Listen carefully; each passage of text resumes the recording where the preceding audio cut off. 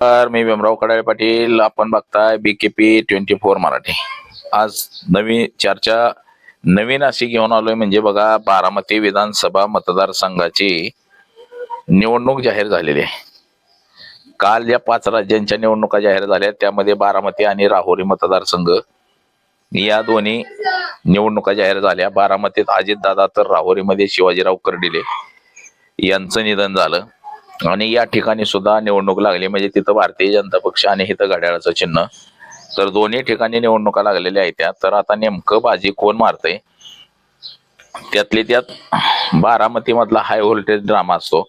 बारामतीमध्ये आता राष्ट्रवादी काँग्रेस जो शरद पवारांचा गट आहे त्यांनी तर सांगितलं की आम्ही काही निवडणूक लढवणार नाही, परंतु इतर पक्षाचे लोक मात्र तिथं उमेदवार देण्यास इच्छुक आहेत. तसंच धनगर समाजाचे जी काही लोक आहेत ते तिथं मेडिकल कॉलेजला अहिल्यादेवी होळकर असं नाव देण्यात आलं होतं, परंतु अजितदादांच्या निधनानंतर तिथं अजित पवारांचं नाव दिलेलं आहे आणि त्यामुळं धनगर समाज नाराज आहे आणि तिथं उमेदवारी उभे करण्याच्या प्रयत्नात आहे.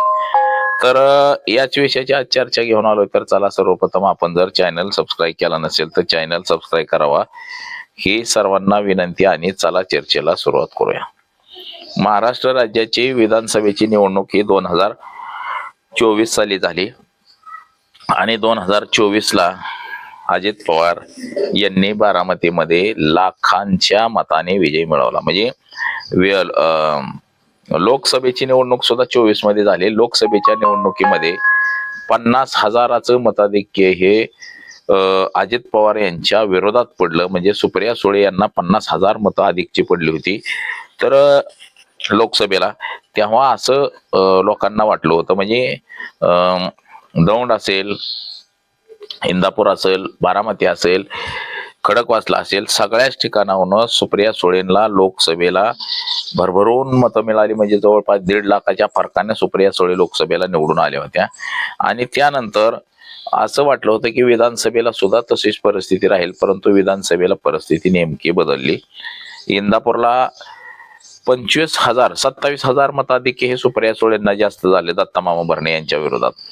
हर्षवर्धन पाटील यांना वाटलं की आता आपण या ठिकाणी निवडून येतोय, म्हणून त्यांनी भारतीय जनता पक्षातून तुतारीमध्ये उडी मारली आणि तुतारीतून निवडणूक लढवल्यावरती मात्र विधानसभेला त्याचं चित्र वेगळं झालं. विधानसभेला 20,000 मतांच्या फरकानं पराभव झाला होता. तर त्यानंतर बारामतीमध्ये सुद्धा तसंच चित्र झालं की बारामतीमध्ये सुद्धा अजित पवार विरुद्ध अजितदादांचेच पुतणे योगेंद्र पवार अशी निवडणूक झाली. म्हणजे शरद पवार विरुद्ध अजित पवार अशी निवडणूक झाली. यामध्ये अजित पवारांनी बाजी मारली. अजित पवार हे लाखाच्या फरकाने निवडून आले. म्हणजे लोकसभेला अजितदादांच्या बायकोचा पराभव झाला आणि तो बारामतीतून 50-60 हजाराचं मताधिक्य सुप्रिया सुळेला मिळालं होतं, म्हणजे अजित पवारांच्या विरोधात. परंतु तशी परिस्थिती विधानसभेला राहील नाही. विधानसभेला मात्र अजित पवाराला 1 लाखाचं मताधिक्य मिळालं तिथं जास्त विधानसभेला, आणि अजितदादा हे तिथं लाखाच्या मताने निवडून आले होते. असंच बघा, राहुरीतलं सुद्धा असंच झालं होतं. राहुरीमध्ये सुद्धा राहुरी मतदारसंघ अनेक वर्ष हे शिवाजीराव कर्डिले हे त्या ठिकाणी आमदार होते.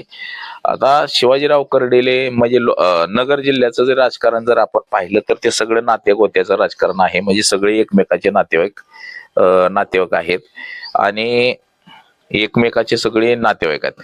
आता त्या ठिकाणी प्राजक्ता तनपुरे हे सुद्धा राष्ट्रवादी काँग्रेसमधून निवडून आले होते. शिवाजीराव कर्डिले यांचा 2दा पराभव केला त्यांनी. आणि आता मात्र शिवाजीराव कर्डिले हे निवडून आले होते, परंतु त्यांचं निधन झालं. आता निधनानंतर निवडणूक जाहीर झालेली आहे. म्हणजे 1.5 वर्षातच निवडणूक पुन्हा लागलेली आहे. या ठिकाणी प्राजक्ता तनपुरे यांनी सुद्धा निवडणुकीचं जवळपास प्रचारच सुरू केलाय असं म्हणता येईल. प्रोग्राम जाहीर होण्याच्या अगोदरपासूनच त्यांनी कार्यकर्त्यांच्या भेटी गाठी घ्यायला सुरुवात केलेली होती. त्यामुळं त्या ठिकाणी निवडणूक लागणार हे मात्र 100% नक्की झालेलं आहे की शिवाजीराव कर्डिले यांचा जे चिरंजीव आहे याला भारतीय जनता पक्ष तिकीट देतोय का इतर दुसऱ्या कोणाला देतोय हे सुद्धा महत्वाचं आहे. त्यातच शिवाजीराव कर्डिले यांचे जावई संग्राम जगताप ते सुद्धा राष्ट्रवादी काँग्रेस घड्याळाकडनं आमदार आहे. संग्राम जगताप हिंदुत्ववादाचा बुरखा पांघरलेला आहे सध्या त्याने, आणि तो सुद्धा आमदार आहे. तर ते सुद्धा मेव्हण्याला निवडून आणण्यासाठी उत्सुकता आहे. मग आता त्या ठिकाणी तिकीट नेमकं शिवाजीराव कर्डिले यांच्या चिरंजीवला दिलं जातंय का इतर दुसऱ्या कोणाला दिलं जातंय हे सुद्धा बघणं महत्वाचं आहे. परंतु त्या ठिकाणी मात्र प्राजक्ता तनपुरे आणि भारतीय जनता पक्ष म्हणजे घड्याळ विरुद्ध कमळ अशी जी निवडणूक आहे, अशी मात्र निवडणूक ही जोरदार आणि तुफान निवडणूक होणार आहे त्या ठिकाणी. असं एकंदरीत चित्र सध्या तरी आपल्याला दिसतंय. परंतु बारामतीचं मात्र चित्र बघितलं जर आपण, तर बारामतीमध्ये मात्र अजित पवार यांच्या विरोधात राष्ट्रवादी काँग्रेसची शरद पवारांचा गट आहे. या गटानं जाहीर केलेला आहे की सुनित्रा वहिनींना उमेदवारी द्यायची, त्यामुळं आम्ही माघार घेणार आहे. या ठिकाणी आम्ही काही उमेदवार उभे करणार नाही. परंतु त्या ठिकाणचं जे नामकरण केलेलं आहे मेडिकल कॉलेजचं, तिथं अहिल्यादेवी होळकर यांचं नाव दिलेलं होतं. अचानक ते नाव काढून तिथं अजित पवार यांचं आता नाव देण्यात आलेलं आहे अजित पवारांच्या निधनानंतर. त्यामुळं धनगर समाज हा कमालीचा नाराज झालेला आहे आणि नाराज झालेला धनगर समाज हा उमेदवार देणार असल्याची चर्चा आता जोरदार रंगलेली आहे. म्हणजे धनगर समाजाचा जरी उमेदवार असला तरी तो भारतीय जनता पक्षाचाच असणार आहे. जसं की काल देवाभाऊने सुद्धा जाहीर केलेला आहे, जर राहुरीमध्ये जर आम्हाला बिनविरोध दिलं तरच आम्ही बारामतीमध्ये बिनविरोध देऊ, अन्यथा आम्ही राहुरीत जर निवडणूक लावली तर बारामती सुद्धा आम्ही निवडणूक लावू, असं देवेंद्र फडणवीसांनी सांगितलेलं आहे. म्हणजे तुम्ही बारामती तुम्हाला सोडतो, राहुरी आम्हाला सोडा बिनविरोध, असं काहीच देवेंद्र फडणवीस यांचं मत आहे. परंतु बारामती जसं आता बारामतीमध्ये भारतीय जनता पक्षाची ताकद नाही, अल्पशा ताकद आहे त्या ठिकाणी. पवार कुटुंबियांची फार मोठी अशी ताकद आहे. परंतु राहुरी मतदारसंघ जो आहे, राहुरी मतदारसंघामध्ये मात्र शरद पवारांची जी राष्ट्रवादी आहे त्याचे जे आमदार होते प्राजक्ता तनपुरे, मंत्री होते, तर ते मात्र सध्या तिथं लंगोट लावूनच उभे आहेत. म्हणजे काही केल्या निवडणूक लढवायची अशा तयारीनंच त्यांचं सध्या सुरुवात आहे. म्हणजे काही केली निवडणूक ही लढवायची आणि ती जिंकायची. म्हणजे भारतीय जनता पक्षाला तो एक झटका बसतोय का हा सुद्धा महत्वाचा आहे. म्हणजे आता निवडणूक आहे, जय पराजय होत असतो, काही कोण जिंकल कोणाचा पराभव होईल हे चालूच राहतं.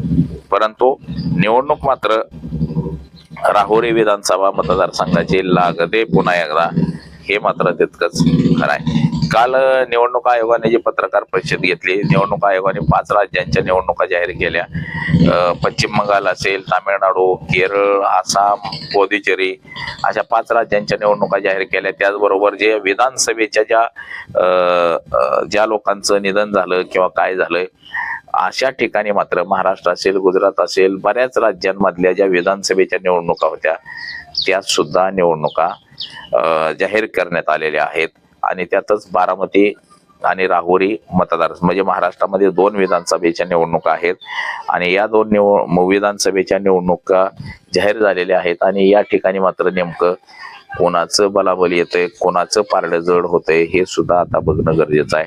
परंतु बारामतीमध्ये मात्र काटेकी टक्कर निवडणूक होईल का हे सुद्धा सध्या महत्वाचं आहे. इतर छोटे छोटे पक्ष सुद्धा उमेदवारी अर्ज भरायला तयारच झालेले आहेत किंवा काही केल्या उमेदवारी अर्ज दाखल करायचाच असं म्हणून सुद्धा बरेच जण आहेत. आणि पवार कुटुंबीय सुद्धा निवडणूक कशी बिनविरोध होईल याकडेच बारकाईने लक्ष देते. पवार कुटुंबीय सुद्धा निवडणूक बिनविरोध करण्यावरती भर आहे. परंतु आता येणाऱ्या काळामध्येच आपल्याला कळेल की नेमकं काय होतंय, बिनविरोध निवडणूक होईल का या ठिकाणी सुद्धा निवडणूक प्रतिस्पर्धीची होईल.